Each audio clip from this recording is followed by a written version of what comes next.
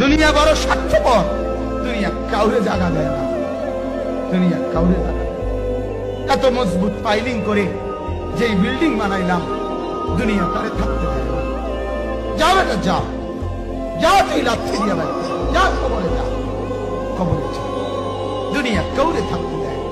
দুনিয়া কত ক্ষমতা ধরকে মাটির নিচে ফেলাই দিছে, দুনিয়া কত সম্পদ আলাকে মাটির নিচে ফেলে দিছে, দুনিয়া কত সুন্দরী নারীকে মাটির নিচে ফেলাই দিছে, মাটির সাথে রেজা রেজা করে ফেলছে। আজ আর চেহারা নাই, আজ আর রূপ নাই, আজ আর যৌবন নাই, আজ আর ক্ষমতা নাই। এমন বাদশা ছিল পৃথিবীতে যার হাতের আঙ্গুলের ইশারায় মানুষের গর্দান উড়াইয়া দিত, যার হাতের ইশারায় উঠত মানুষ, বসত মানুষ। আজ বাদশারা নাই, আজ সম্পদওয়ালারা নাই, আজ মালওয়ালারা নাই। দুনিয়া কাউরে থাকতে দেয় না, কাউরে না দোস্ত, কাউরে দেয় না। দুনিয়া দাদারে আমার থাকতে দেয় নাই। আমার দাদারে আমি দেখছি, আজ আমার দাদা নাই। আমার নানারে আমি দেখছি, আমার নানা নাই। আমার দাদিরে আমি দেখছি, আমার দাদি নাই। আমার নানিরে আমি দেখছি, আমার নানি নাই। আমার বাবারে আমি দেখছি, 14 লক্ষ টাকা বাবার পেনশনের আমি সব ডাক্তারের পিছনে খরচ করে ফেলছি, বাড়ির ফসলের জমি বিক্রি করে ফেলছি। আমার বাপ যেন না মরে বারবার বারে হসপিটালে নিছি, কিন্তু দুনিয়া আমার বাপকে থাকতে দেয় না। আমার বাপ দুনিয়া কাউরে থাকতে দেয় না, কাউরে না, কাউরে না, কাউরে না। আমার বাপ দুনিয়া কাউরে থাকতে দেয় না। তুমি থাকবা না, দুনিয়ার ধোকায় পড়ো না বাপ, দুনিয়ার ধোকায় পড়ো। মাকে বুঝা, আজ মারা বেসামাল হয়ে গেছে, আজ বোনেরা বেসামাল হয়ে গেছে, বেপরদার উৎসব তুলে দিচ্ছে। এটা যেন আল্লাহর সাথে যুদ্ধ করছে। আল্লাহ করো না, না তুমি আরো কিছু দাও, আমরা বেপরদিকে ছাড়বো না। যুবক ছেলেগুলো যেন বলতেছে, আল্লাহ তুমি করোনা দেওয়ার চাই দাও, অশ্লীল ছবি দেখা, ফেসবুকে নর্তকী দেখা, আমরা ছাড়বো না। দেখি তুমি কি করতে পারো, তুমি যা করার করো। দোকানদার ব্যবসায়ীরা হারামের লেনদেন করা বন্ধ করছে না, সুদখোর সুদ ছাড়ছে না, ঘুষখোর ঘুষ ছাড়ছে না, নাফরমান আর জিনাকার ব্যভিচারী এরা কেউ কিছু ছাড়ছে না।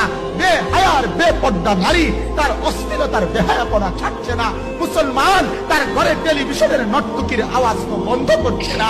হায় করোনা কিভাবে যাবে, আযাব কিভাবে যাবে বলেন, বলেন, বলেন আপনি। আমার বাপ ফেরাউনের উপরে তো আযাব এতদিন ছিল না, নমরুদের উপরে আযাব এতদিন ছিল না, সাদ্দাদের উপরে আযাব এতদিন ছিল না, কারুনের উপরে আযাব এতদিন ছিল না, লূত আলাইহিস সালামের কওমের উপরে আযাব এতদিন ছিল না, হুদ আলাইহিস সালামের কওমের উপরে আযাব এতদিন ছিল না, নূহ আলাইহিস সালামের কওমের উপরে এতদিন আযাব ছিল না।